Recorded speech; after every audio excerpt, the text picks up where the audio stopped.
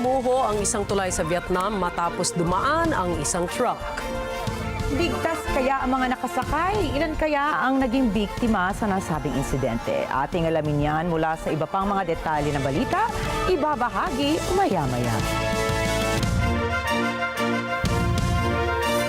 Magandang gabi. Ako po si Rikki Mathay. Ako si Rikki Alagao Flores. Ito ang mata ng Agila International. Para naman sa mga headlines ngayong Martes ng gabi.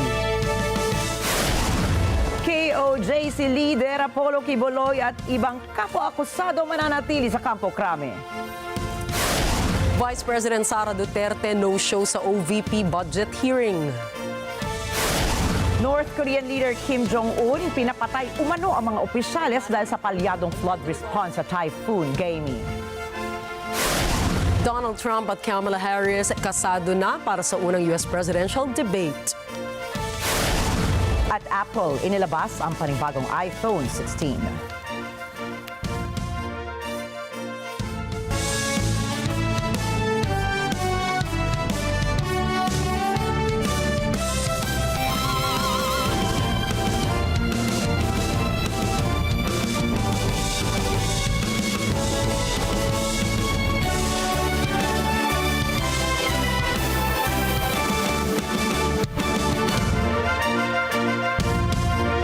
Mananatili sa Campo Crame si KOJC leader Apollo Quiboloy at kanyang mga kapwa-akusado kahit may utos ang Quezon City Regional Trial Court na ilipat sila sa Quezon City Jail. Batay sa court order na pirmado ni Branch 106 Presiding Judge Noel Parel, ipinalipat si Quiboloy at Crescente Canada sa New Quezon City Jail sa Payatas, habang sa QC Jail Female Dormitory sa Camp Karingal naman ipinalilipat sina Jacqueline Roy, Ingrid Canada at Sylvia Semañez. Nakatakda pong mag-submit po ng report at sagutin po itong court order po na ito ng CADG being who has legal custody po nitong mga naaresto po natin para i-inform po ang court na mayroon din pong inilabas na order po ang RTC Pasig directing the PNP to retain the custody po nito pong mga nasabing individual dahil yung kaso po nila sa Pasig po ay non-bailable po. So we don't want to run the risk na ilipat po sila doon po sa QC po tapos mag-bail po sila at wala na pong control po doon yung PNP. We just have to really harmonize po itong mga court orders po na ito. Ayon sa Philippine National Police o PNP, unang nakapaghain ng piyansa sa Davao Court ang 4 na kapwa-akusado ni Quiboloy bago mailipat sa Quezon City ang mga kasong sexual abuse of a minor at child cruelty. Samantala, unavailable naman ang kasong qualified human trafficking na kinakaharap nila sa Pasig Regional Trial Court. Ayon sa PNP, makikipagpulong sila sa Department of Justice upang asikasuhin ang schedule sa korte. Inaasahan na sa araw ng Biyernes ang arraignment o pagbasa ng sakdal sa mga kaso ni Apollo Quiboloy. Hindi sumipot si Vice President Sara Duterte sa ikalawang hearing ukol sa panukalang budget para sa Office of the Vice President o OVP para sa susunod na taon. Hindi rin nagpadala ng representative ang Vice Presidente upang sagutin ang mga tanong ng mga mambabatas para sa budget deliberations. Sa halip ay nagpadala ng sulat si Vice President Sara na naka-address kay House Speaker Martin Romualdez. Sa nasabing sulat na binasa ni House Appropriations Committee Chairperson Estela Quimbo, ipinaliwanag ng Vice President na ipauubay na lamang niya ang pagpapasya ng komite sa pagpapatibay sa hinihinging mahigit 2 bilyong budget ng OVP para sa taong 2025. Nilinaw ni Vice President Sara na lahat ng kailangang dokumentasyon ng komite ay naisumite na ng OVP. Kabilang na rin dito ang detalyadong presentasyon ng panukalang budget para sa susunod na taon. Hindi naman nagustuhan ng ilang mga mambabatas ang hindi pagdating ng Vice President. Subalit humingi ng parliamentary inquiry si Congressman Rodante Marcoleta at iginiit nitong batay sa tradisyon ay dapat bigyan ng courtesy ang co-equal branch sa budget deliberations. Naghain din ng motion si Congressman Marcoleta na i-terminate na ang OVP budget hearing sa committee level at sa plenaryo na lamang talakayin. These questions never happened before. That is the one I'm explaining to you. If it did not happen before. Now, ang tanong ko po, bakit nangyari po nung nakaraan, nangyayari na naman ngayon? You may not like the person, you may not like her presence here, but you have to respect the office of the Vice President.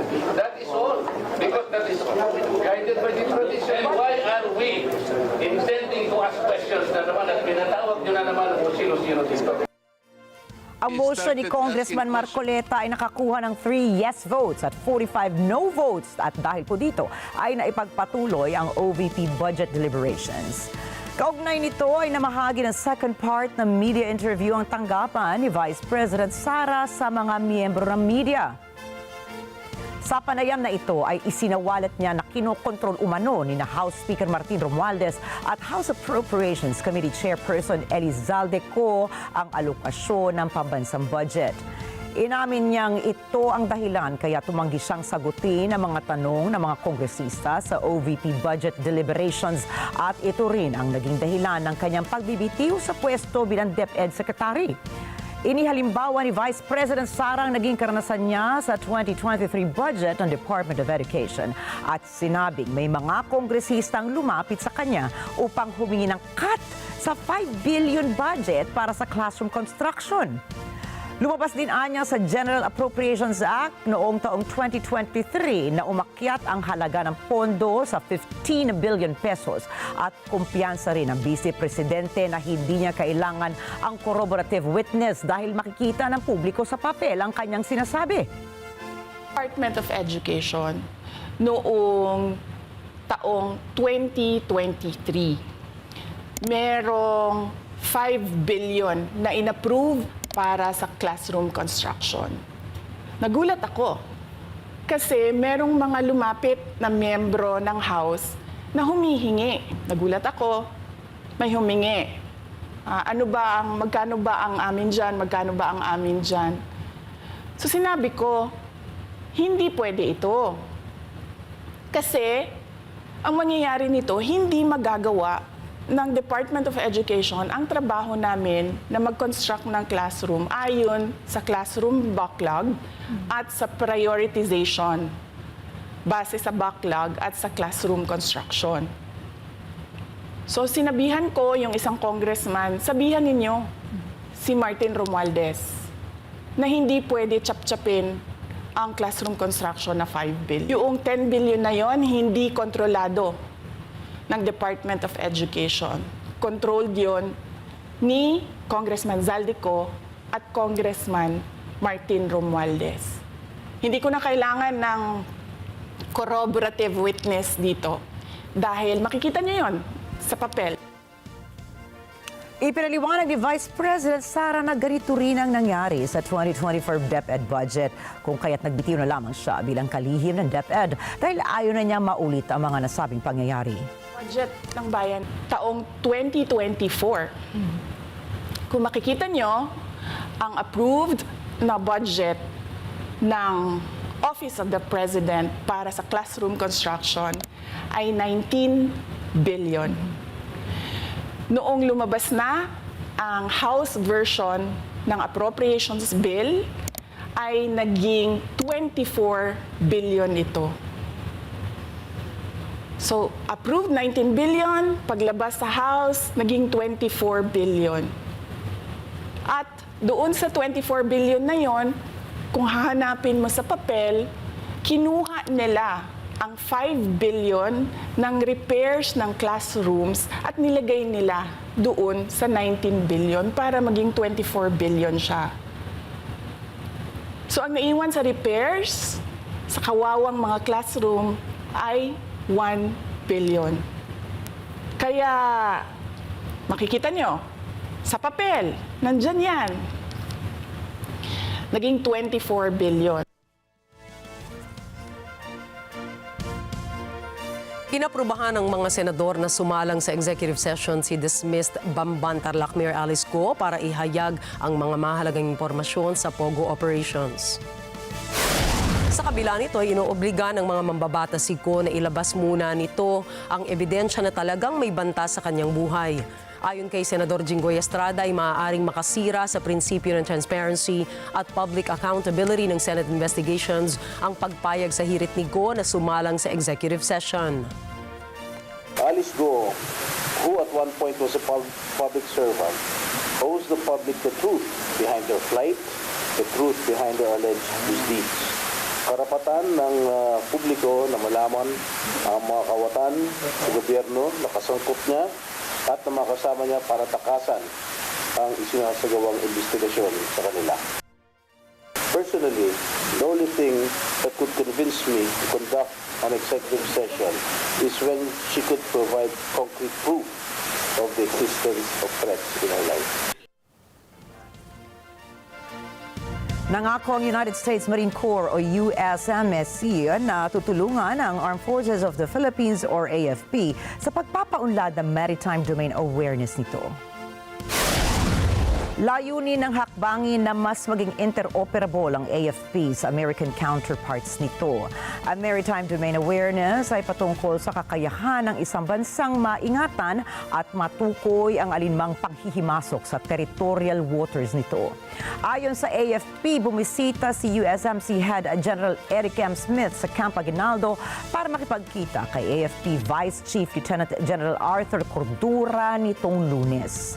Sa isang pahayag ng AFP, sinabi nitong the two leaders also discussed the upcoming maritime training security, sama-sama underscoring a shared commitment to advancing maritime domain awareness and interoperability. Unang isinagawa ang sama-sama drills puwersa ng Pilipinas at Estados Unidos noong October 2022. Sa naging pagpupulong, ipinaabot ni Cordura ang kanyang pasasalamat sa pagbisita ng komandante ng USMC, lalo na at mahalaga ito sa patuloy na ugnayan ng dalawang puwersa ng militar. Patuloy na tumaas ang bilang ng mga Chinese ships na namataan sa ilang features ng West Philippine Sea ayon sa Philippine Navy. Batay sa pinakahuling ulat ng Philippine Navy mula September 3 hanggang September 9 ay nasa 207 Chinese vessels na ang namataan. Mas mataas ito sa 203 Chinese vessels na naitala mula August 28 hanggang September 2. Mula sa bilang na ito, 182 sa mga ito ay Chinese maritime militia vessels. 18 sa mga ito ay Chinese Coast Guard vessels, 6 ang People's Liberation Army Navy warships at isang Chinese research and survey vessel. Sa Sabina Shoal, 68 Chinese vessels naman ang namataan sa lugar. Sa Iroquois Reef ay 59, 50 naman sa Pag-asa Islands, 13 sa Bajo de Masinloc, 10 sa Ayungin Shoal, 4 sa Lawak Island at tag-isa sa Likas, Panata Island at Rizal Reef. Tinukoy ni Philippine Navy spokesperson Admiral Roy Vincent Trinidad na ito ang pinakamataas na bilang ng presensya ng Chinese vessels sa West Philippine Sea sa taong ito. Inatasan ni Pangulong Ferdinand Marcos Jr. ang Department of Information and Communications Technology o DICT na unahin ang pagbibigay ng digital connectivity sa mga malalayo at liblib na komunidad sa Pilipinas. Ang direktibang ito ay tinalakay ng Pangulo sa sektoral na pagpupulong ukol sa 2024 to 2028 National Digital Connectivity Plan o NDCP sa Malacanang.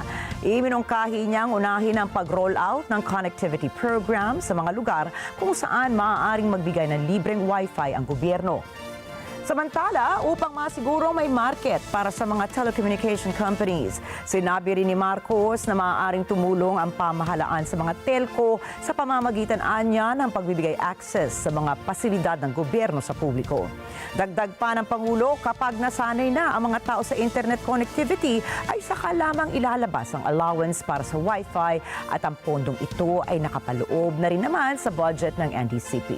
At kapag po naaprubahan na ang budget, magsisilbing strategic blueprint ang NDCP upang magdala ng universal at digital connectivity sa buong bansa. Muling ipinagpatuloy ng Philippine Coast Guard at ng Harbor Star ang kanilang siphoning operation sa lumubog na MT Terra Nova sa Bataan. Isang linggo ring naantala ang pagsipsip ng langis sa MT Terra Nova dahil sa masamang panahon na dulot naman ng bagyong Enteng. Karagdagang 52,000 liters na oily waste ang nakolekta ng mga otoridad nitong Sabado at nadagdagan pa ito ng halos 9,000 liters nitong Linggo. Ayon sa investigasyon, may kargang 1.4 million liters na industrial fuel ang MT Terra Nova bago ito lumubog sa Bataan. Nagbabala ang PHIVOLCS na posibleng pumutok ang Canlaon Volcano sa Negros Islands. Paliwanag ni PHIVOLCS Director Teresito Bacolcol dahil ito sa tumataas sa seismic activity ng nasabing bulkan. Batay po sa datos ng ahensya, may kabuuang 25 volcano tectonic earthquakes na ang naitala simula kahapon ng umaga. Huling naitala ang seismic activity dating 10:35 kagabi. At mismong ang residente malapit sa bulkan ay naramdaman ang pag-uga ng 5 beses.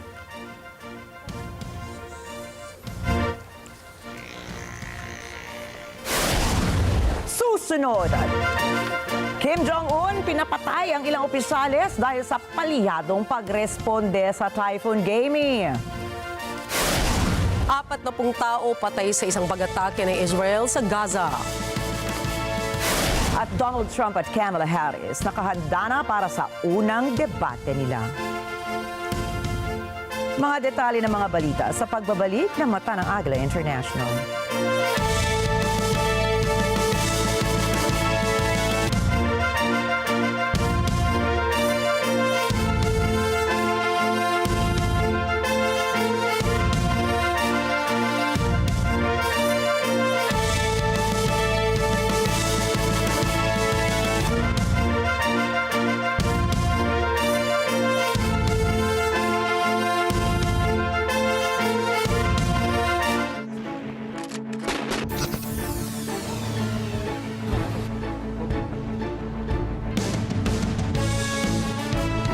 Alam namin ang iyong pagsisikap. Dama namin ang iyong mga sakripisyo. Kita namin ang pagharap mo sa bawat pagsubok. Kaya sa kabila ng mga hamon ng buhay, nandito kami para umalalay. Kasi katulad mo, gusto rin namin ang magandang bukas para sa kanya. Hatid namin ang dekalidad na edukasyon at makabagong pasilidad sa abot kayang halaga. Kaya huwag ka na mangamba. Sasamahan ka namin tuparin ang mga pangarap niya.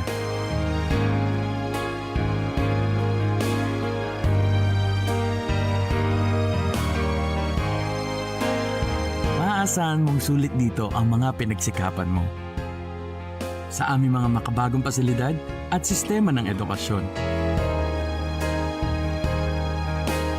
Mailalabas natin ang aking talino at mga kakayahan niya. Kahit sa munting halaga, makakasiguro ka na makakasabay siya sa mabilis na pag-ikot ng mundo. Sa New Era, karamay mo kami sa bawat hamon. Kaagapay mo kami sa bawat hakbang. Kasama mo kami sa bawat ngiti at tagumpay.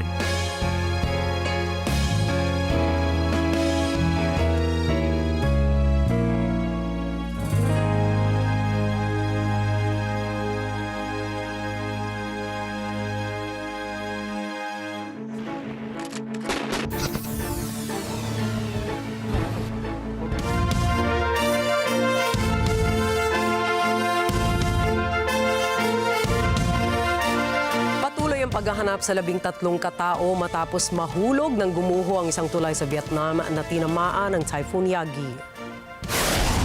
Kita sa dashcam video ang ilang sandali bago gumuho ang tulay. Mapapansin na binabaybay ng isang truck ang daan bago ito dumaan sa tulay. Pagkarating ng sasakyan sa tulay ay biglang gumuho ito. Napatigil na lang ang motoristang nasa likod ng truck. Ayon sa ulat ng Vietnamese state media, umabot na sa 6 na po ang nasawi dahil sa pananalasa ng Typhoon Yagi. Napinsala naman ang halos 3,300 na kabahayan at higit sa 120,000 hectares ng lupa ng pananim sa bansa.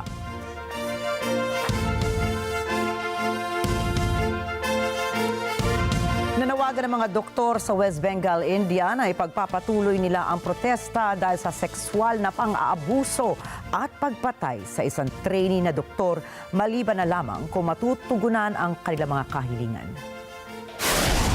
Nitong Lunes, sinabi ng Supreme Court ng India na kailangan ng bumalik ng mga doktor sa trabaho bago sumapit ang Martes o haharap ang mga ito sa isang legal action.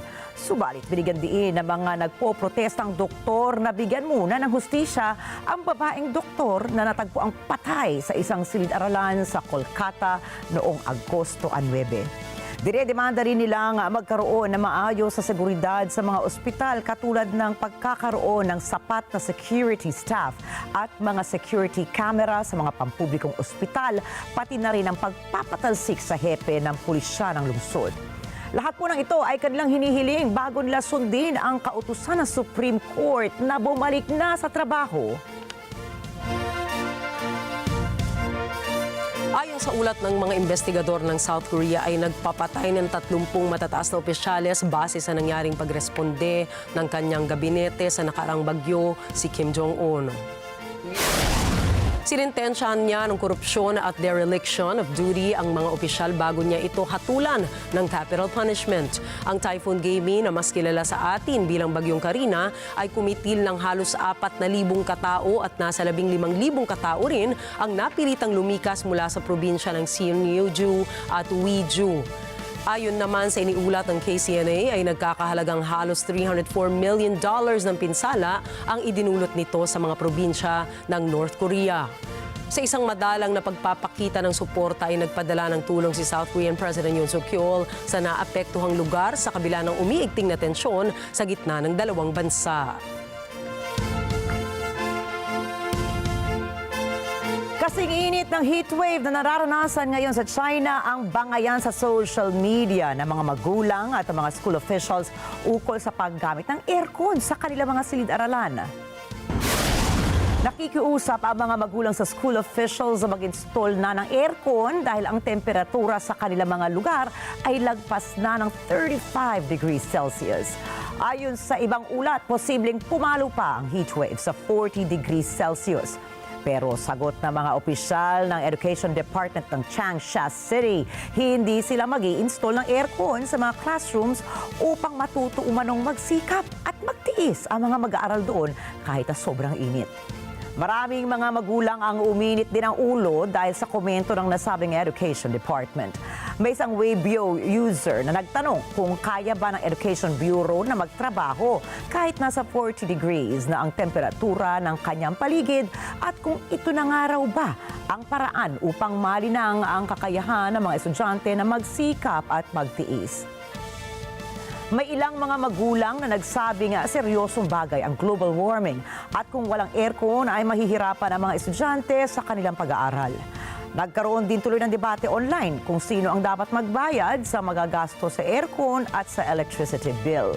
Samantala, may ilang mga magulang ang hindi pabor sa paglalagay ng mga aircon sa mga classroom. Ito raw ay dahil sa mas madaling magkakasakit o magkakaroon ng impeksyon ang mga estudyante kung sila ay naka-aircon. May ilan namang mga nagmungkahi na baguhin na lamang ang school calendar sa China upang hindi maapektuhan ng heatwave ang mga mag-aaral doon.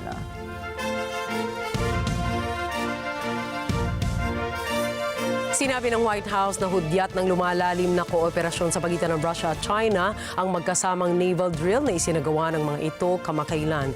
Narito ang mga detalye mula kay Rosel Feria. Noong Lunes, sinabi ni White House National Security Spokesperson John Kirby na ang joint naval drill sa pagitan ng Russia at China ay isang hudyat ng lumalalim na kooperasyon ng dalawang bansa. I think it is, sure. We've been watching this defense relationship grow and deepen over the last couple of years to include the exercise of their militaries in both air, at sea, even on the ground. So we'll watch it like we watch all exercises, but I don't. These are two nations that don't have a long history of working well together. Certainly not militarily. These are two nations that don't necessarily fully trust one another in the region or beyond, around the world. So I see no reason for us to change our own military posture or deterrent posture as a result of this exercise. This is a long planned exercise. It's a part of their regimen. So we'll watch it and monitor, but there's no dramatic, imminent concern about it. Noong Lunes din, ibinalita ng official Xinhua News Agency na magpapadala ang Russian military ng naval at air forces upang sumali sa isang exercise ng China sa Sea of Japan at Sea of Okhotsk sa Setyembre. Ayon sa Xinhua, layunin ng mga pagsasanay na palalimin ang antas ng strategic coordination sa pagitan ng Chinese at Russian militaries.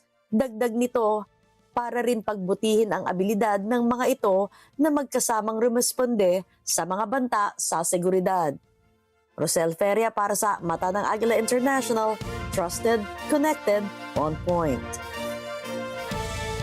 40 tao ang nasawi at 60 ang sugatan sa isang pag-atake ng Israel sa isang kampo ng mga displaced o yung mga nawala ng tirahan na Palestinian sa Gaza. والله يا اخوي احنا نايمين يعني الدنيا اول الليل واحنا نايمين اتفاجئنا الا بصوت ضربه قويه يعني حوالي 5 أو 6 ضربات ورا بعض فطلعنا بسرعه من هول المنظر والهذا طلعنا ما قدرتش اطلع من الخوف من داري فكرت انا دار اللي هالت يعني وقاعد بلملم في اولادي فما قدرتش تفاجئنا اجينا لقينا النار مولعه في المنطقه هنا جنبنا فاجينا بسرعه ننقذ الناس ونشوف والشباب والكل اجوا للمكان لقينا يعني قف عنا كالشر مكان صراحه ما قدرناش نسوان مقطعه اطفال مقطعه كلهم مقطعين ومزقلين وشهداء وفي منهم لحتى الان مفقودين الصعب يعني هي مش الناس بتدور عليهم ولحتى الان ما في مفقودين ما لقيناهمش Ng Almawasi ng Khan Yunis ang tinamaan sa pag-atake nitong Martes. Natagpuan ng mga rescuer ang mga crater na umaabot ng hanggang 9 na metro ang lalim sa gitna ng kampo. Inilarawan ang mga unang mga saksi ang kaguluhan sa lugar kung saan nagkaroon ng sunog sa ilang mga tolda habang umiikot sa itaas ang mga surveillance planes ng Israel. Nagsimulang magpuntahan ang mga Palestinian sa Almawasi matapos itong ideklara ng hukbong Israeli bilang safe zone sa gitna ng mga paglusob ng Israel sa Khan Yunis at sa Rafah. Ayon sa tagapagsalita ng Civil Defense ng Gaza, ang pag-ataking ito ay isa sa mga pinakamarahas na massacre na nangyari sa gitna ng matinding digmaang ito. Nasa 18 katao ang nasawi sa isinagawang airstrike ng Israel sa iba't ibang pasilidad sa Syria. Mayroong 37 katao rin ang sugatan na dinala na ang mga ito sa iba't ibang pagamutan. Ayon sa mga otoridad na nakarinig sila ng magkakasunod na pagsabog sa Central Tartous at Hama Governorates. Wala pang nakakaalam ng rason ng Israel sa kanilang pag-atake. Subalit sabi ng investigador ay sinusubukan itong tamaan ang mga pabrika ng armas sa naturang bansa. Kinondena naman ng Syrian Foreign Ministry ang insidente at tinawag itong isang act of blatant aggression. Sa mga nakaraang taon ay may naitala ng insidente ng karahasan sa pagitan ng Iran at Iranian-backed target sa Syria bilang pagtutol sa pamumuno ni Syrian President Bashar al-Assad. Wala pa pong komento ang Israel ukol sa insidente. Samantala, nakahanda na ang kampo ni US Vice President Kamala Harris at dating US President Donald Trump para sa kanilang unang debate. Gaganapin ito sa National Constitution Center ng Philadelphia. Sa ginagawang paghahanda ni Harris, kinausap niya sina US President Joe Biden at dating US First Lady Hillary Clinton na nakaharap na si Trump sa mga debate noong panahon ng kanilang mga kampanya. Naghahanda rin si Harris sa anumang insulto na maaaring ibato sa kanya ni Trump. Trump wants to jail election workers. Madam Vice President, do you have a reaction? Madam Vice President, how will you handle it on the debate stage if Trump decides to launch a personal attack? Are you ready, Madam Vice President? Ready. Naniniwala ang kampo ni Harris na sa nasabing debate ay magkakaroon ng tsansang makuha ang loob ng mga undecided voters. Sa panig naman ni Trump ay sinabi nito na hindi na niya kailangan pa ang anumang formal na paghahanda dahil nagkaroon na ito ng pagpupulong sa senior advisors, policy experts at iba pa nitong kaalyado sa partido. She's right now practicing. You know that she's in Pennsylvania and she's practicing for the debate. She's locked herself in a room. She's got a lot to learn.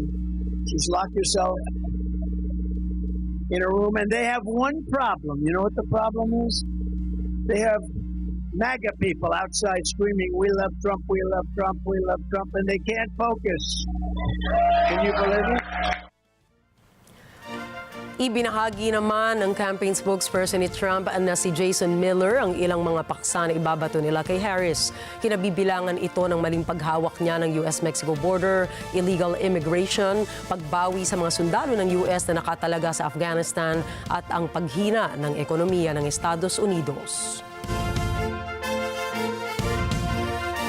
Sa Georgia, USA, kung saan 1/3 po ng mga voters doon ay black, sinasabing nakasalalay dito ang magwawagi sa presidential elections nitong Nobyembre. Kaya naman labis na nililigawan ni Republican candidate Donald Trump at ni Democratic candidate Kamala Harris ang black voters doon. Narito po ang detalye sa report ni Rose Papa Angeles. Matindi ang laban ni Donald Trump at Kamala Harris sa Georgia para sa black voters na bumubuo ng sangkatlo ng populasyon ng estado.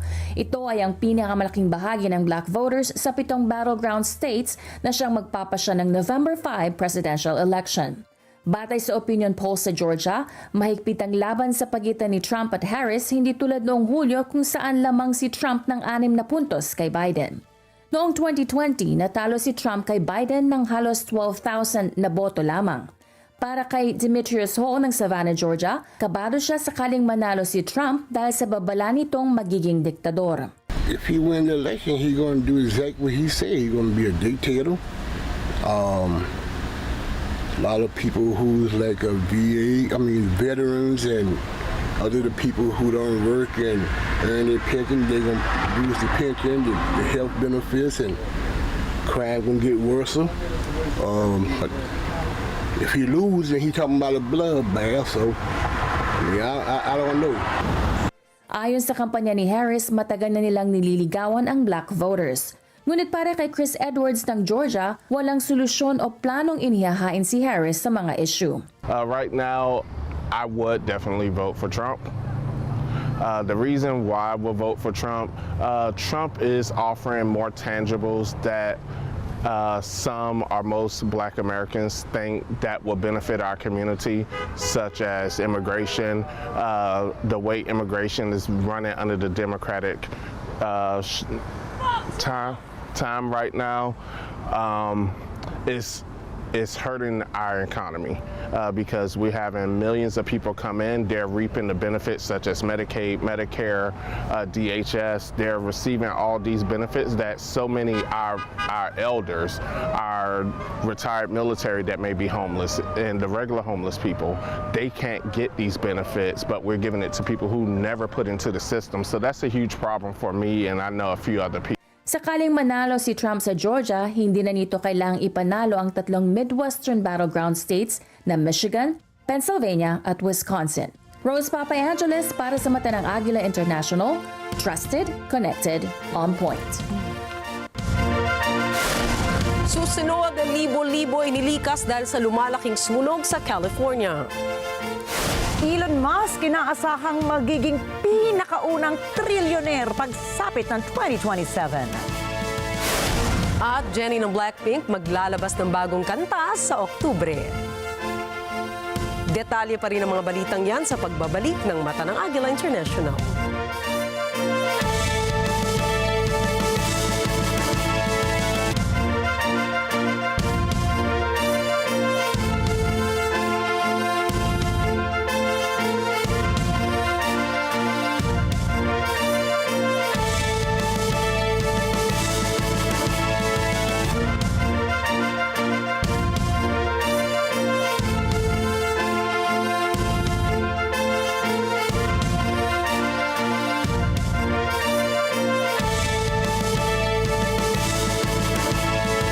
This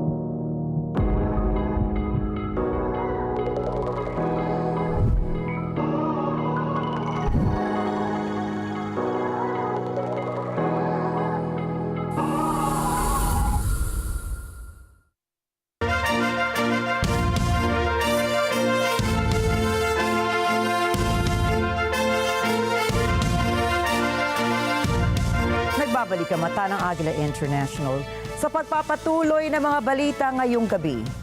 Patay ang isang bumbero matapos sumabog ang isang nasusunog na truck sa kahabaan ng State Route 15 sa Greene County, Georgia, USA.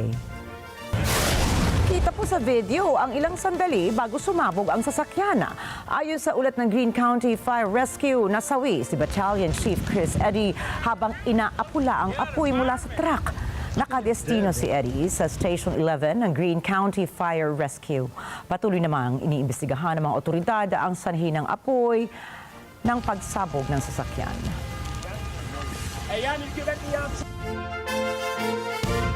Sa Southern California, dahil sa lumalaking mga sunog, napilitang tumakas sa mga residente sa apektadong mga lugar.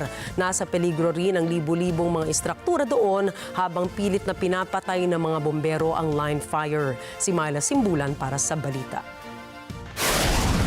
Nagsimula ang line fire noong isang linggo sa gitna ng napakainit na temperatura at tuyot na kondisyon. Sa kasalukuyan, nasa 20,000 acres na ang nasunog. Noong Sabado, nagdeklara si California Governor Gavin Newsom ng state of emergency para sa San Bernardino County. Inisyo rin ang evacuation orders para sa mga residente na nasa inaasahang dadaanan ng apoy. Pilit ding pinapatay ng mga bombero ang Boyles Fire sa timog kanluran ng Clear Lake at Bridge Fire sa Angeles National Forest, hilaga ng Los Angeles. Samantala sa Nevada, isang sunog na pinaapoy lalo ng malakas na hangin ang pumipinsala ngayon sa kakahuyan timog ng Reno. Batay sa report, may 6,500 acres na ang nasunog na. Ayon sa White House, minomonitor nito ang mga sunog sa California at Nevada. We are praying for the thousands of Americans under mandatory evacuations under orders out west. Senior administration officials are monitoring the fires, including the line fire in California and the Davis fire in Nevada, and are in close touch with state and local leaders to ensure they have the resources they need. Nananawagan si Press Secretary Karine Jean-Pierre sa mga residente ng apektadong lugar, lalo na ang mga sinabihang lumikas na makinig sa paalala ng mga lokal na opisyal. Over 7,000 federal personnel are supporting local firefighting efforts across multiple states. Residents in the affected areas should remain vigilant and heed the warnings of local officials, especially those who have been ordered to evacuate. May nasimbulan para sa mata ng Agila International. Trusted, connected, on point. At good news naman po sa Estados Unidos dahil ayon sa bagong datos ng kanilang Centers for Disease Control and Prevention at maging ng Food and Drug Administration, nabawasan ng 250,000 ang bilang ng mga kabataang gumagamit ng e-cigarettes ngayong taon kumpara po yan noong taong 2023. Alamin natin ang detalye mula kay Rosel Feria. Rosel. Ayon sa bagong data mula sa National Youth Tobacco Survey ng CDC at ng FDA, nabawasan ng 250,000 ang bilang ng mga kabataan sa US na gumagamit ng e-cigarettes ngayong 2024 kumpara noong 2023. Kasama sa data ang paggamit ng mga kabataan ng e-cigarette at nicotine pouch sa bansa. Ang pag-aaral na ginamit ay isang taunan, school-based at self-administered survey sa middle at high school students na ginawa para sa petsang Enero 22 hanggang Mayo 22 ngayong taon. Ipinakita ng data ang kapansin-pansing pagbagsak ng bilang ng middle at high school students na gumagamit ng e-cigarette sa huling 30 araw. Mula 2.13 milyong kabataan noong 2023, bumaba ito sa 1.63 milyong kabataan ngayong taon. Ayon sa report, ang bilang ng mga kabataang nag-e-cigarettes ngayong 2024 ay sangkatlo na lamang kumpara sa higit 5 milyon noong 2019. Pahayag ng hepe ng FDA Center for Tobacco Products na si Brian King, ang patuloy na pagbaba ng bilang ng e-cigarette use sa kabataan ng US ay matatawag na monumental public health win. Subalit sa kabila nito, sinabi ni King na marami pang kailangang gawin upang mapababang lalo ang bilang na ito. Nagbabala naman ang hepe ng CDC Office on Smoking and Health na si Deirdre Lawrence Kittner na anumang paraan ng paggamit ng tobacco products ay hindi ligtas para sa kabataan. Kabilang dito ang e-cigarettes at at nicotine pouches. Rosel Feria para sa Mata ng Agila International, trusted, connected, on point. Hello, Rosel. Naku, Rosel, baka kasi akala na marami magandang alternative ang vapes o electronic cigarettes sa tradisyonal na sigarilyo at iba pang tobacco products. May basihan ba ang ganitong pangangatwiran? Naku, walang-wala.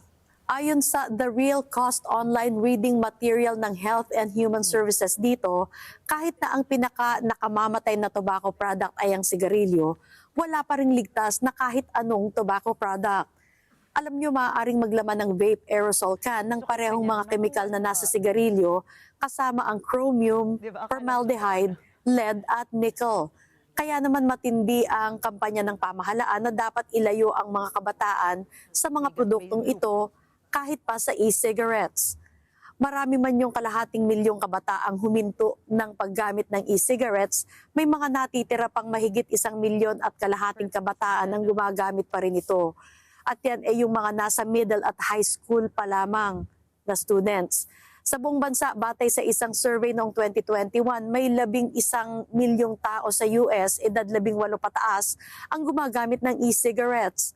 At ang nakababahala ay noong 2023, lampas sa 6,000 iba't ibang e-cigarette products ang binebenta sa US. Kaya't sinasabing tunay na masalimuot ang laban na ito, ang iligtas at ilayo ang mga kabataan sa ganitong mga bisyo. Balik sa inyo dyan. Maraming salamat sa iyo, Rosel Feria, nag-uulat mula sa Estados Unidos.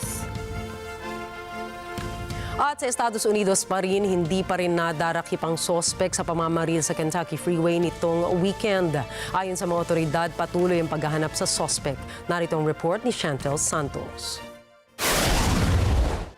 Matapos ang 48 oras ng paghahanap sa lalaking sospek sa pamamaril sa Interstate 75 sa Kentucky, hindi pa rin nahuhuli ito.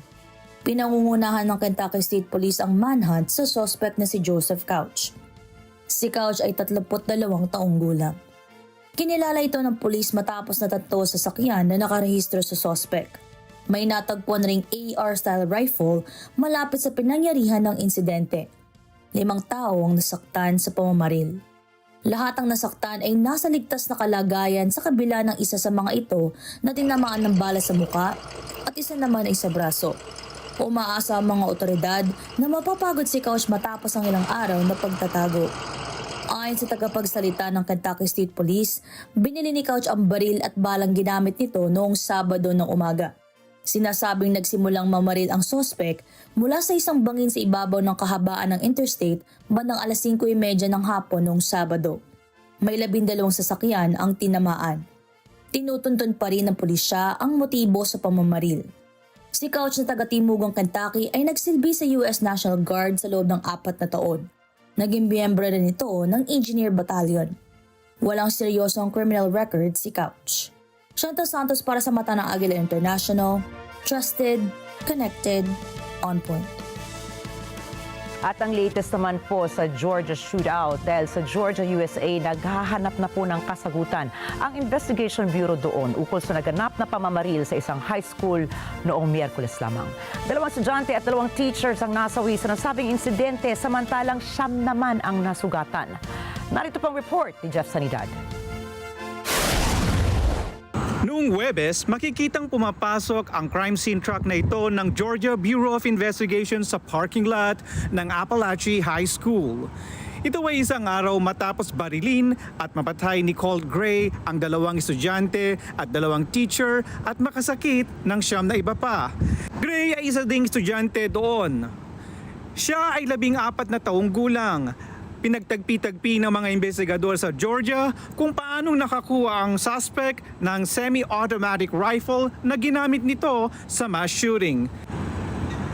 Hanap din ng mga investigador kung may iba pa bang babala mula ng puntahan ng mga otoridad ang tahanan ni Gray noong 1 taon. Focus ngayon ng investigasyon ay kung paanong nagkaroon ng semi-automatic rifle ang shooter. Ano-ano ang mga hudyat na mamamaril nga ito at ano nga ba ang motibo nito sa kauna-unahang mass shooting sa bansa ngayong bagong school year? Hinuli si Gray matapos ang pamamaril. At ayon sa Georgia Bureau of Investigation, lilitisin si Gray bilang adult. Jeff Sanidad para sa mata ng Agila International. Trusted, connected, on point.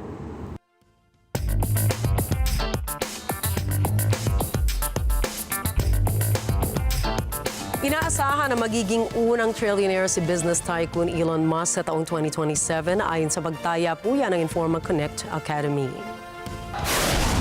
Batay sa findings ng Informa, lumalago ng 110% ang average annual rate ng yaman ni Musk. Ayon sa datos ng Bloomberg Billionaires Index, as of September 9, nasa $237 billion ang kanyang total net worth, dahilan para ituring siyang world's richest person. Higit kay Musk, inaasahan din ng Informa na ang susunod na magiging trillionaire ay si Gautam Adani ng India sa 2028 sakaling manatili ang kanyang annual growth rate sa 123%. Posible ring humabol bilang trillionaire si Nvidia CEO Jensen Huang, Indonesian energy and mining mogul Prajogo Pangetsu sa 2028. Inaasahan namang magiging trillionaire sa 2030 sina LVMH boss Bernard Arnault at Meta CEO Mark Zuckerberg.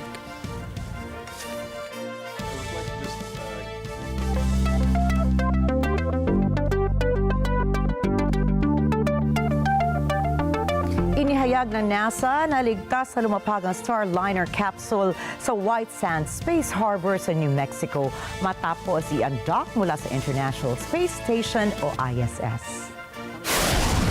Ayon sa Space Agency, dumating ang spacecraft badang hating gabi noong September 7 sa pamamagitan ng parachute-assisted landing sa disyerto.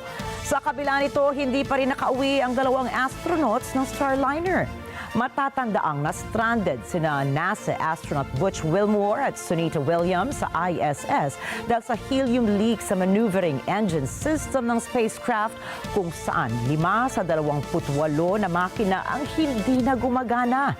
Inaasahang makakauwi ang dalawa sa February 2025 kung saan ay sasakay sila sa Crew Dragon spacecraft ng SpaceX. Noong Lunes, inilunsad ng Apple ang pinakabago nitong iPhone 16 na sinasabing pinahusay ng artificial intelligence. Alamin natin ang mga detalye kay Anna Queen. Narito na ang iPhone 16 na ibinida ng Apple na mas smarte na dahil sa artificial intelligence. Ipinakita ng Apple ang matagal nang inaabangang device ilang oras matapos humakot ng order ang tri-fold phone ng Huawei mula sa China na karibal nito. Ang Apple at iba pang mga kumpanya sa teknolohiya sa buong mundo ay nagkukumahog na magdagdag ng AI sa kanilang mga produkto. Inaasahang magiging isa sa pinakamahalagang larangan ng kompetisyon ng AI ang smartphones. Umaasa ang kumpanyang nakabase sa Cupertino, California na ang AI features ng bagong iPhone ay maghihikayat sa mga mamimili na mag-upgrade ng kanilang mga device sa gitna ng pagbagal ng benta nito. Bukod dito, ipinakilala rin ng Apple ang bagong watches at AirPods na may health-focused capabilities. Dagdag rito ang pagpapabuti sa hardware design ng mga ito. Ipinagmamalaki ng Apple ang kakayahan ng watch na matukoy ang mga pangmatagalang kondisyon sa kalusugan tulad ng sleep apnea, pati na rin ang pagtugon sa emergencies tulad ng pagkahulog. In-update din ng Apple ang AirPods kabilang ang mga hearing aid features na isinumitan na nila para sa US regulatory review. Sinasabing matagal nang hinihintay ng mga tagahanga ng Apple sa buong mundo ang bagong iPhones na may AI features. Ang benta sa bagong iPhones ay umabot na sa higit kalahati ng kabuuang $383 billion sales ng Apple noong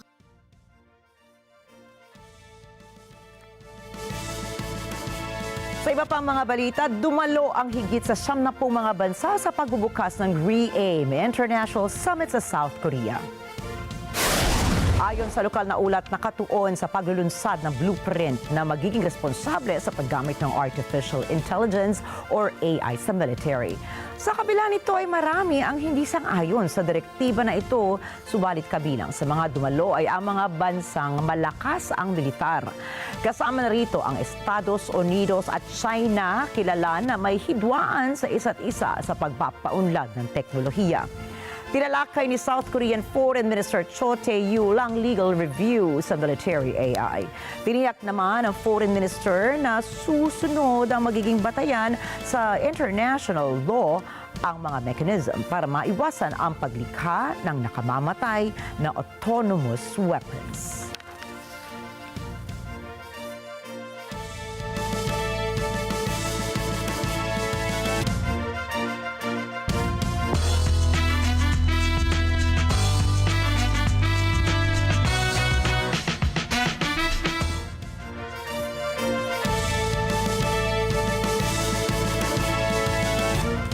Pumanaw na ang boses sa likod ng kilalang kontrabida sa Star Wars franchise na si Darth Vader na si Tony Award-winning actor James Earl Jones sa edad na 93.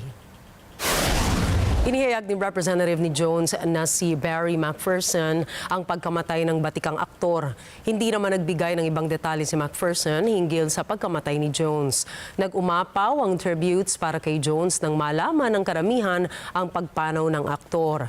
Higit pa sa kanyang baso profundo na tinig, kilala rin si Jones sa kanyang pagganap sa pelikulang The Great White Hope at Fences.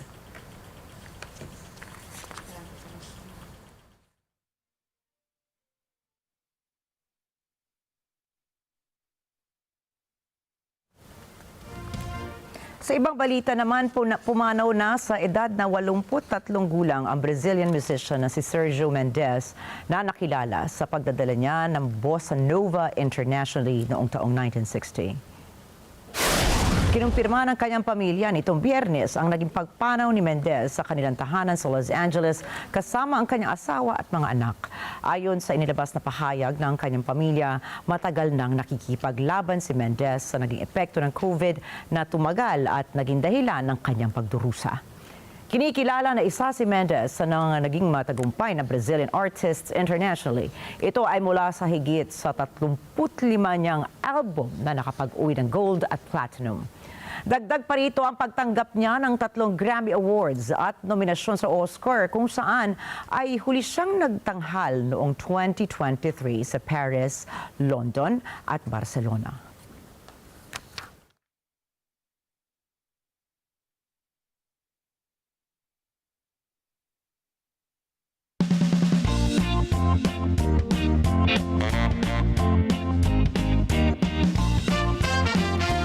Nagalak naman ang mga taga-London sa balitang natapos na ang preventive chemotherapy ni Kate Winslet ng Wales sa Britain. Narito po ang report ni May Fanway Zaragoza. Tuwang-tuwa ang mga taga-London sa balitang natapos na ni Princess Kate ang chemotherapy nito laban sa cancer.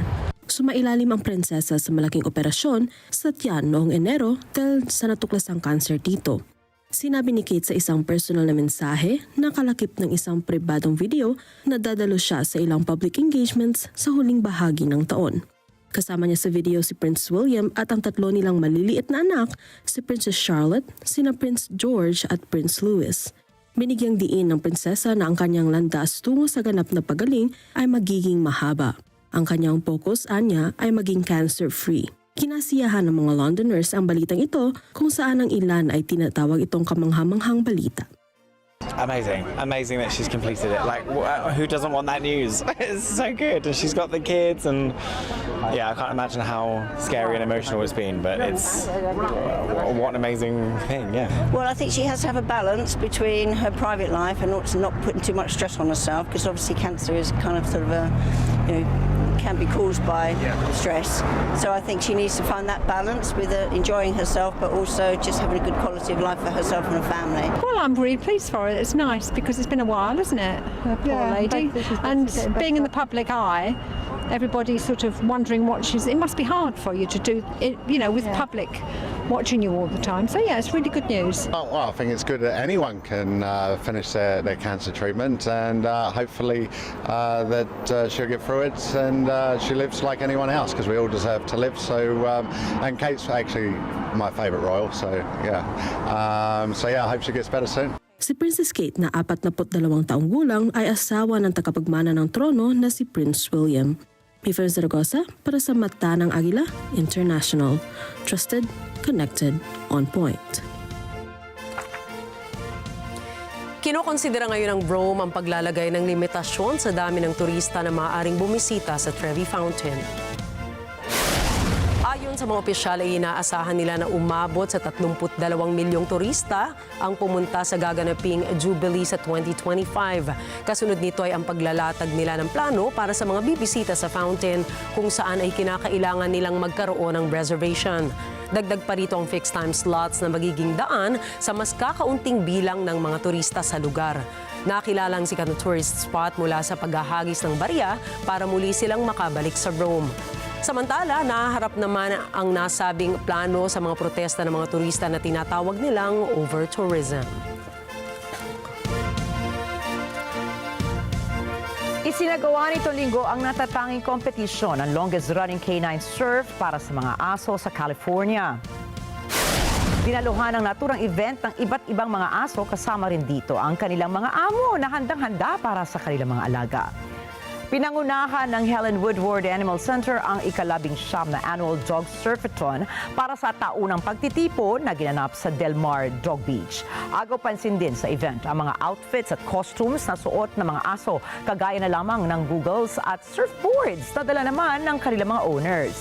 Dagdag paborito ay masayang ibinahagi ng mga pet owners ang pagsuporta sa mga ganitong event para maipakita ang bonding at pagsuporta sa kanilang mga alaga na itinuturing din nila bilang kaibigan at kapamilya. Samantala, naitatag ang The Helen Woodward Animal Center taong 1972 na nakafocus sa kasabihang People help animals and animals help people. Dinaluhan naman ng ilang mga sikat na celebrities gaya ni Kim Kardashian at Katy Perry ang Caring for Women fundraiser na ginanap sa New York. Layunin ng event na ito na labanan at tulungan ang mga kababaihan pati na rin ang mga kabataan na biktima ng pang-aabuso. Pinangunahan ng aktres na si Salma Hayek ang event kasama ang kanyang asawa na si Rikki Pinault na nagpapatakbo naman ng luxury group na Caring. Kabilang sa mga brand na nasa ilalim ng luxury group Caring ay ang Gucci, Balenciaga at Yves Saint Laurent. Dagdag pa sa listahan ng co-host ng event ay si Priyanka Chopra, Jonas Camila Alves McConaughey, Matthew McConaughey, Carmelo Anthony at Donatella Versace. Samantala, naniniwala naman ang chairman ng The Caring Foundation na si Rikki Pinault na dapat maaksyonan ang mga karahasan na nagdudulot ng takot at pangamba sa mga biktima. At yan, konting eratum lang po dahil kanina nasabi natin na syempre good news dahil po tapos na nga daw ang battle sa cancer ni Princess Kate Catherine Elizabeth Middleton syempre. At isa pa nina, may isa pa tayong good news bago tayo magpaalam. Dahil may magandang pasabog po ang world's largest indoor arena. At syempre ang the best arena dito, ang Philippine Arena. Dahil ibinaba na sa 1,500 pesos ang concert ticket ng concert ng napakasikat na si Olivia Rodrigo. Kaya naman isasagawa ang God's World Tour sa Pilipinas sa October 5, 2024. Walang iba syempre, Ninas, kundi sa Philippine Arena. Ang kanyang Philippine leg ay tinawag ni Rodrigo na Silver Star Show. Ayon sa Grammy-winning pop star, naku, excited na siya sa kanyang pagbisita sa Pilipinas because it's the very first time nga na dito itatanghal ang kanyang concert. At simula sa Sabado 10 a.m., magiging epektibo na ang ticket price. Ito nga, 1,500 na lang, including taxes na yan, ha? Ayon pa sa kanyang local promoters, ang kada ticket na ito ay mapupunta sa Fund for Good organization. Kaya aabangan po natin yan at abangan iba pa mga updates sa social media platforms ng Philippine Arena sa Instagram at syempre sa lahat ng NEN25 na social media platforms. Nako, magandang balita nga talaga yan kasi I'm sure sabik ang mga Pilipinong makita si Olivia dahil may part Pinoy na dugo yan. Nako, ganda pala ng trivia. Maganda na, mahusay pa. At part Filipina. Ayun. Wow, sige. Abangan natin yan. Mukhang marami rin nakaabang. At tandaan, narito po kami para maghatid ng balita sa amang dako ng mundo. Muli ako po si Rikki Mathay. At ako naman si Rikki Alagao Flores. Ito ang mata ng Agila International. Para naman sa mga balitang nangyari sa iba't ibang panig ng mundo, punta naman tayo kay Alma para sa Net 25 World News. Take it away, Alma.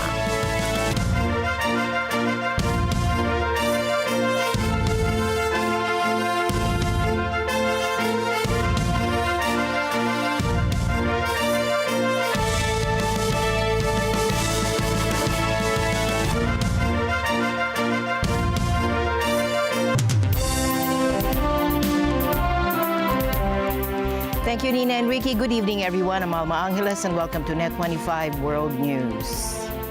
On tonight's headlines. In the U.S., an ongoing wildfire emergency out west, where more than a dozen large fires are blazing. Fierce weather conditions are complicating firefighting efforts. Residents in the affected areas should remain vigilant and heed the warnings of local officials, especially those who have been ordered to evacuate. And Princess Catherine of Wales has announced that she has successfully completed chemotherapy treatment.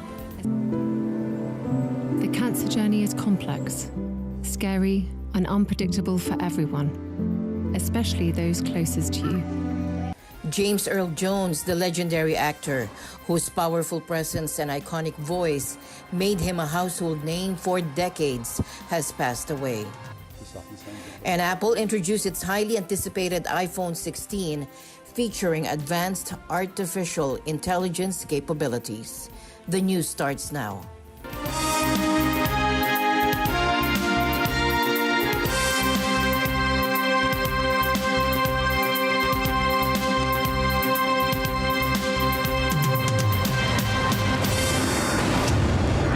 We begin in the Middle East. In southern Gaza, an Israeli airstrike before dawn on Tuesday left a large crater, set tents on fire, and buried Palestinian families beneath the sand. And this is according to Palestinian officials. The strike hit a designated safe zone in Alma, where Israel had directed hundreds of thousands of Palestinians to shelter. Now, Israel claimed the area had been infiltrated by Hamas fighters and said the strike targeted a Hamas command center, though Hamas denied any fighters were present. Palestinian emergency services reported at least 65 people killed or wounded, but many remain missing, buried under the sand. Israel contested the casualty figures. Rescuers worked through the night digging through the rubble in search of survivors and bodies. الموت يعني محوطنا في كل مكان واحنا مش عارفين وين نروح احنا وين الدول العربية توقف معانا يعني احنا ميتين بالبطيء احنا يعني يقتلونا يموتونا ويخلصوا منا يعني احنا مش عايشين هذا مش حياة. Meanwhile, in Cairo, the European Union is working to secure a ceasefire and a hostage deal in the ongoing Gaza conflict, according to EU Foreign Policy Chief Josep Borrell. A ceasefire that has been announced so many times. We are almost there, but we are not there. Why? Why? Quite simple. Because those who are waging war have no interest in putting an end to it. So they are pretending, less and less pretending. Borrell also visited Egypt's side of the Rafah border crossing and emphasized the EU's readiness to assist with logistics to reopen the crossing following discussions with Egyptian President Abdel Fattah al-Sisi. European nations are growing increasingly alarmed by the deepening military alliance between Iran and Russia. Recent U.S. intelligence indicates that Iran has provided short-range ballistic missiles to Russia for deployment in the ongoing conflict in Ukraine. And this escalating cooperation poses significant security challenges for the region and the West.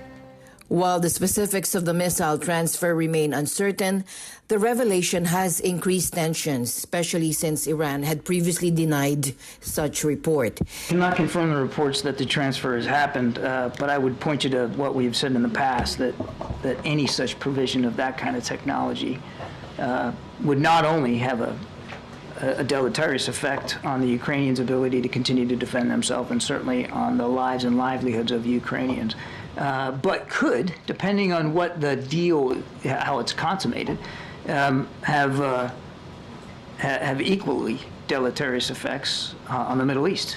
And Iran, that already has an improving ballistic missile program, we could only assume would want to stand to gain from some sort of partnership with Russia to improve their capabilities in the region. And of course, given all their destabilizing activities, that's a dangerous outcome. CIA Director William Burns, speaking in London with MI6 Chief Richard Moore, highlighted the strengthening defense alliance among Russia, Iran, China, and North Korea. Burns cautioned that this growing partnership poses a threat not only to Ukraine but also to European and Middle Eastern allies. He noted that President Putin is increasingly confident, believing that time is on his side. You know, Putin's whole narrative right now is a very cocky, very smug one.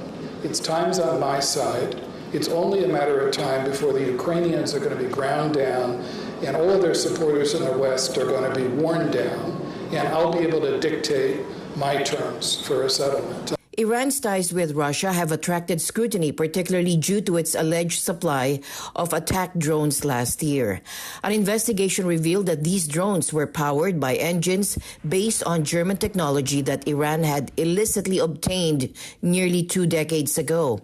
Meanwhile, although China has not directly supplied weapons, it has increased sales of technology that enhances Russia's military capabilities, including missile and aircraft production.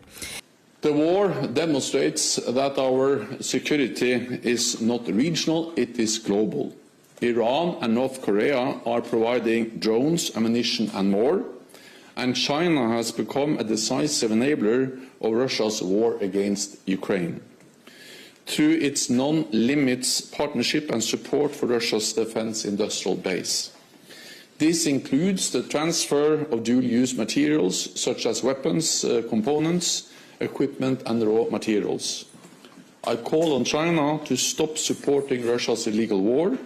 China cannot continue to fuel the largest military conflict in Europe without this impacting Beijing's interests and reputation. In addition, North Korea continues to supply Russia with ammunition and missiles.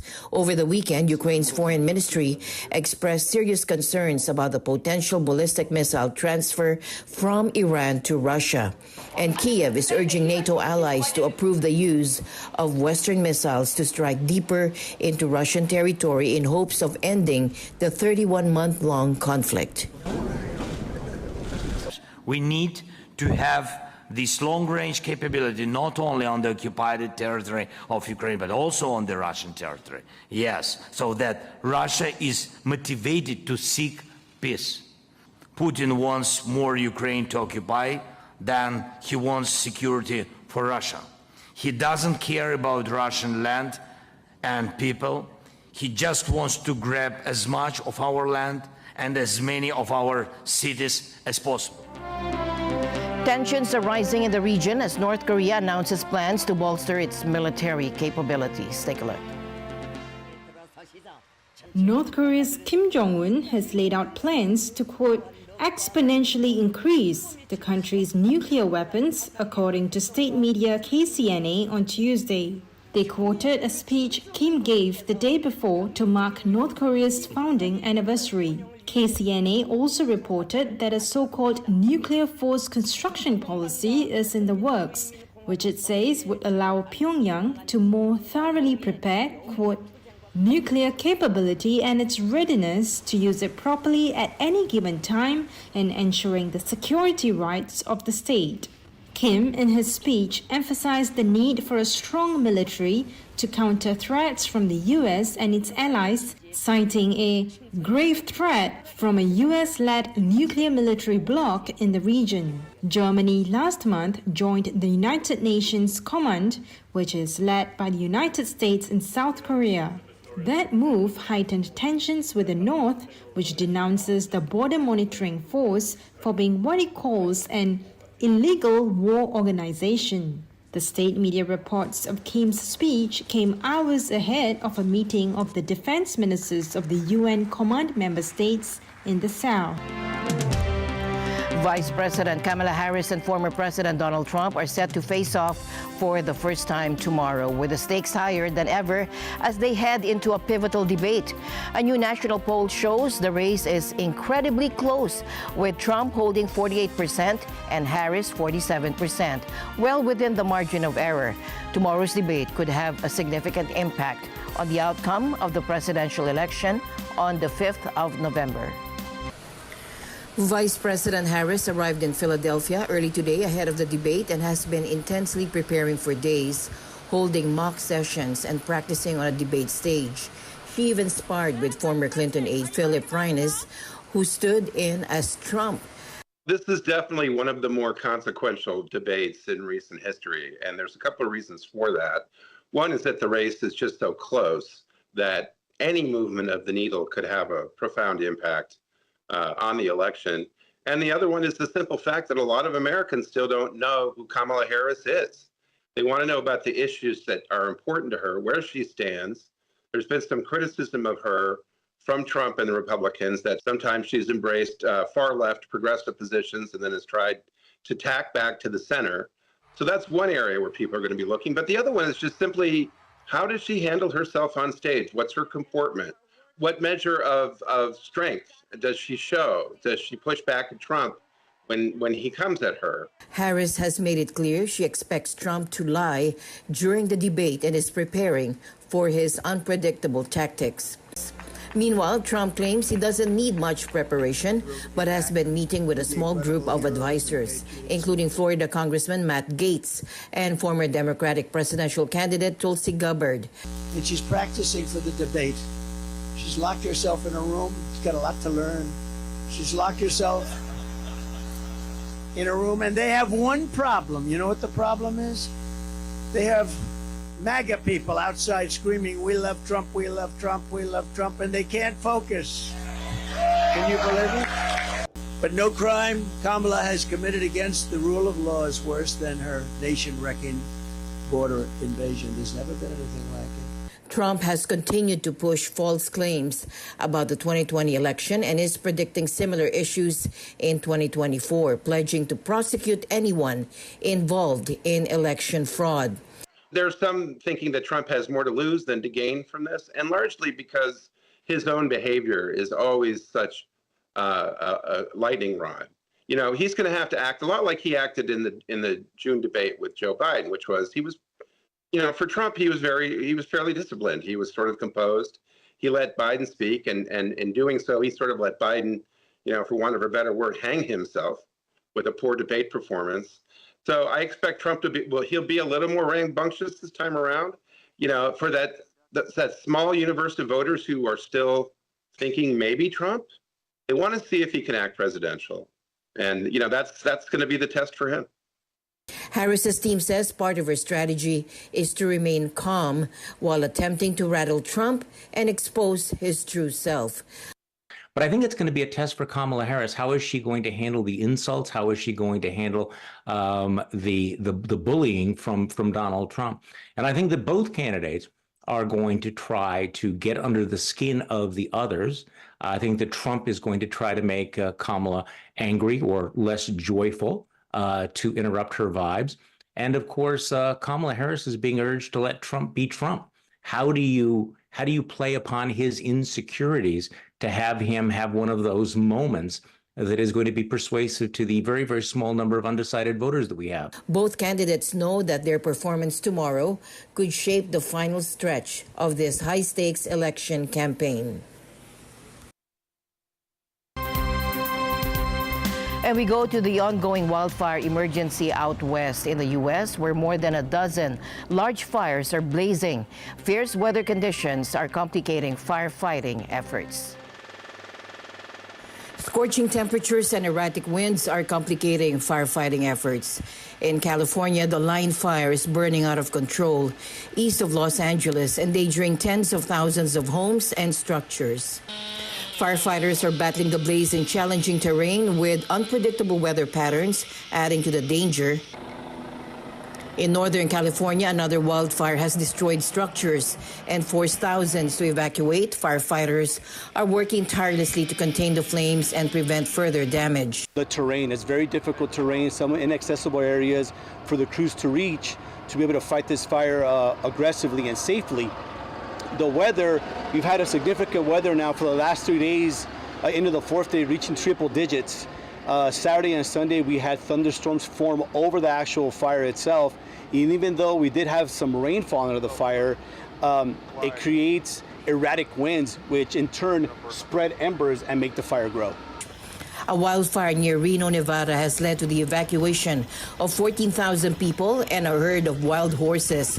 The ongoing heat wave fueled by climate change is making these wildfires more intense and longer lasting. While firefighters are facing extreme conditions, there's hope that a drop in temperatures tomorrow may help contain the blazes. This summer has been a very long, hot summer. So the heat has dried the fuels exponentially, causing them to be very susceptible to flame, right? And it causes them to spread even faster than what they normally would. So just a change in weather, as far as having a very long summer and a very hot summer, it's what's made this incident and any other incident in California very significant. The situation remains critical and communities across the West are on high alert.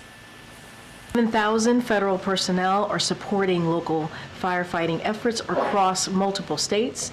Residents in the affected areas should remain vigilant and heed the warnings of local officials, especially those who have been ordered to evacuate. In Southern California, USA, a state of emergency has been declared in Rancho Palos Verdes due to worsening landslides. Pearl Rogachon reports. On Tuesday, Governor Gavin Newsom declared a state of emergency in Rancho Palos Verdes here in Southern California because of worsening land movement. The declaration comes a day after utility provider Southern California Edison, or SCE, shut power to 105 homes in the Seaview neighborhood. That is in addition to 140 homes that lost electricity on September 1st in the Portuguese Bend neighborhood. City officials issued evacuation warnings over the weekend. They urged residents to prepare to evacuate and seek alternative housing. Rancho Palos Verdes is 30 miles south of Los Angeles. The community has long dealt with land movement, and conditions over the past few days have worsened. On August 29, a damaged utility line caused a brush fire, and after the fire, the utility company determined it was no longer safe to operate in the area. Out of the 245 homes that lost power, 21 will continue without power indefinitely. Pearl Rogachon for Net 25 World News. Back to you, Alma. Alma. Pearl, given the significant land movement in Seaview and Portuguese Bend, could you elaborate on the specific safety concerns that have prevented SCE from restoring electric service to these areas? And are there any alternative solutions or plans being considered to address the power outage and ensure the safety of residents? Thanks, Alma. The situation, we can say, is very unfortunate. SCE Executive George Mondorf says the situation in Seaview prevents SCE from safely providing electric service to customers. This goes the same in the Portuguese Bend. The land movement, Mondorf says, is so extensive, the company cannot design a system to safely serve that neighborhood. Alma. Thank you, Pearl. Princess Catherine of Wales has announced that she has successfully completed chemotherapy treatment. In an intimate video released by Kensington Palace, the princess shared her journey, expressing her determination to remain cancer-free. The Princess of Wales has shared a deeply personal update on her ongoing cancer treatment. In a video message released by Kensington Palace, Catherine revealed her relief at completing chemotherapy. As the summer comes to an end, I cannot tell you what a relief it is to have finally completed my chemotherapy treatment. The last 9 months have been incredibly tough for us as a family. Life as you know it can change in an instant. After months of privacy and recovery, the Princess of Wales is offering a glimpse into her journey. In March, she disclosed her cancer diagnosis, shocking the public.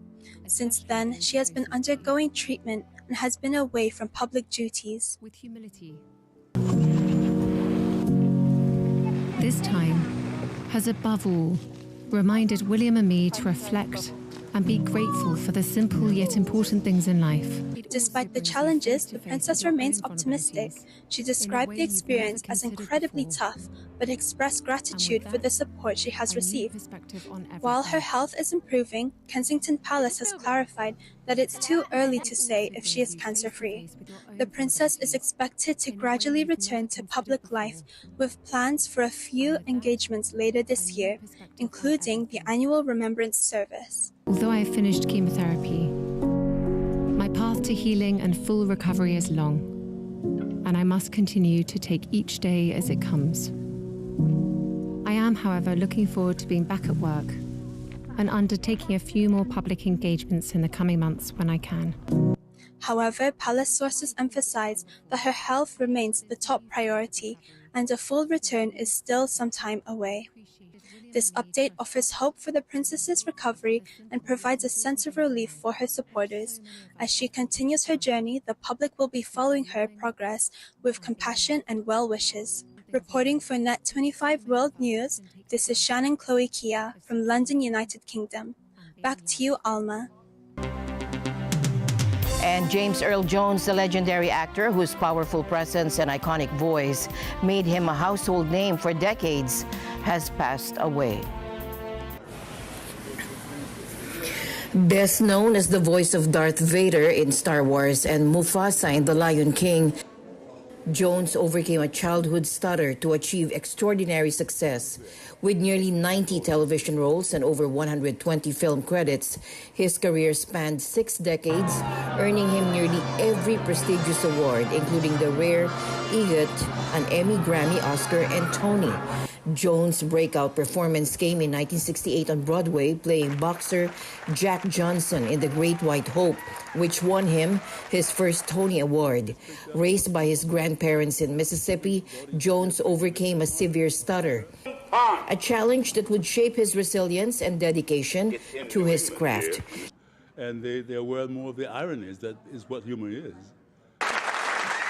Tonight in Los Angeles, the Academy of Motion Pictures and Arts and Sciences will be announcing 3 honorary Oscars, and one of them is for James Earl Jones! His deep, booming voice and commanding performance on stage, in film, and on television captivated audiences worldwide. From unforgettable roles in plays like Fences and Driving Miss Daisy to his roles in some of the most iconic films in popular culture, Jones left an indelible mark on the entertainment industry. His legacy will live on through his unforgettable performances and contributions to the arts. You must take your place in the circle of life.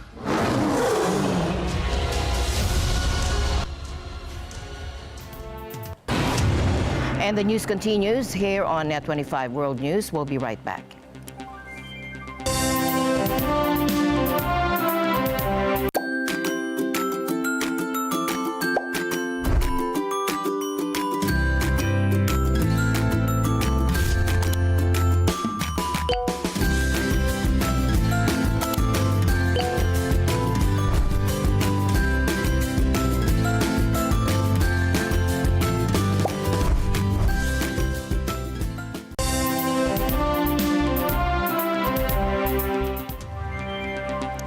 Now, Apple just introduced its highly anticipated iPhone 16, featuring advanced artificial intelligence capabilities.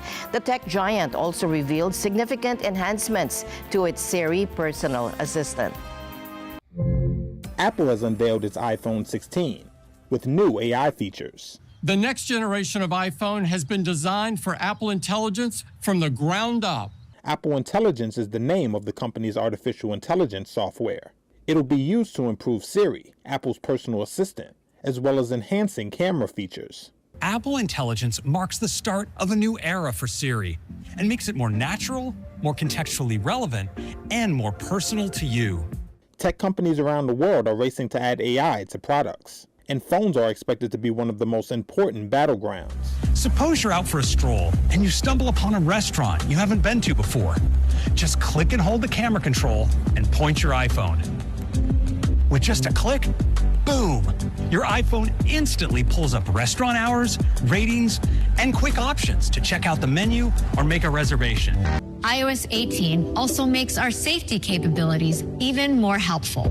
With Emergency SOS Live Video, you can share a live video feed or photos with participating 911 dispatchers.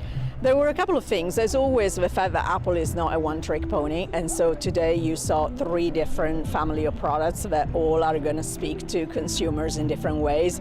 From the watch, that I think the Series 10 is going to be a huge upgrade for a lot of consumers, to the AirPods and Apple doubling down on health and wellness across the board with sleep apnea and hearing protection and hearing loss detection. And then on the iPhone, I thought it was really interesting how many new features and the fact that we have an 18, so the latest chipset, to the iPhone 16, which is the base model. Normally, we've had 1 minus from a chipset perspective, a bit more kind of limited feature set, and now they brought a lot to it. It seems to me that they're prepping the base, so they're trying to get people that have iPhones that are 2-3 years old to really upgrade and be ready for Apple Intelligence.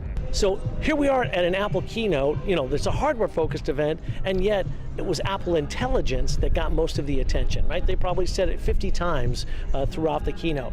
But what's interesting, of course, is that Apple is really good at telling the story around AI. Other companies have talked about some of the same sort of capabilities in terms of Google with the Google Lens and the text creation and some of the image creation. There's lots of other companies that have it, but Apple did, I think, a pretty decent job of making it relevant to the average person. And that's really the trick when it comes to AI. Apple's announcement on Monday came just hours after its Chinese rival, Huawei, racked up 3 million pre-orders for its trifold phone. Instead of seeing the first couple lines of your emails, you'll see summaries that convey the most useful information. Your notifications will be summarized too, helping you quickly get the gist. A test version of Apple Intelligence will be available in the U.S. version of the English language next month, with versions in Chinese, French, Japanese, and Spanish coming next year. But these upgrades will take time to reach consumers in China. Apple Intelligence must be approved by Beijing in order to be released in the country. Last year, iPhones accounted for more than half of Apple's $383 billion sales. Apple is betting that the AI feature will drive consumers to upgrade, as it sees a slowdown in iPhone sales. Now, what looks like an ordinary electric bus is actually a cutting-edge autonomous shuttle equipped with AI technology. It navigates without a driver using 15 radars and cameras to gather real-time data, and the bus is set to begin a 7-month trial in Fairview Park, Hong Kong. Take a look.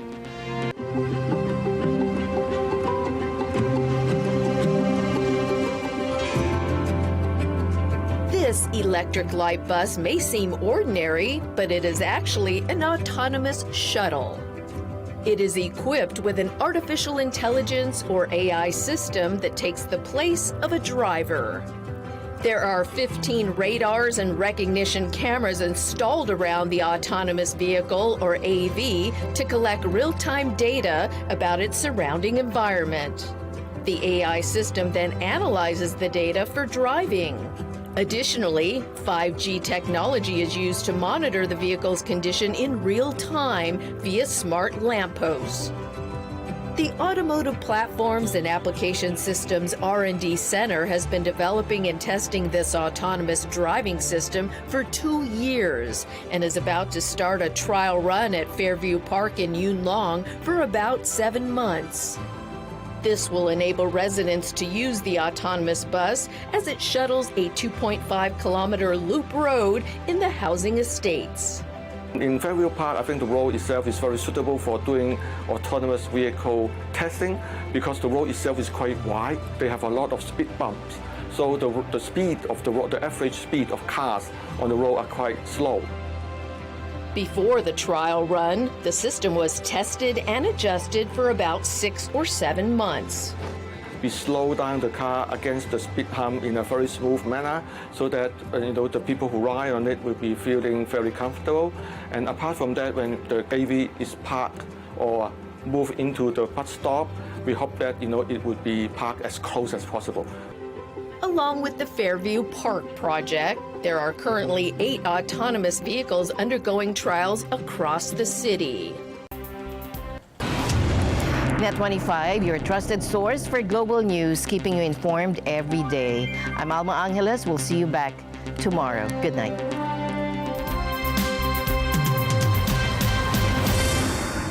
This program